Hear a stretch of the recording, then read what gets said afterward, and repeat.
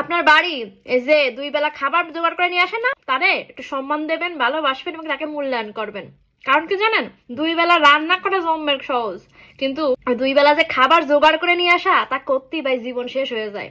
এই জিনিসটা আপনারা এখন মানবেন না, মনে করবেন আমি কি বাড়ি বসে থাকি, আমি কত কাজ করি, সারা দিন কাজ করি।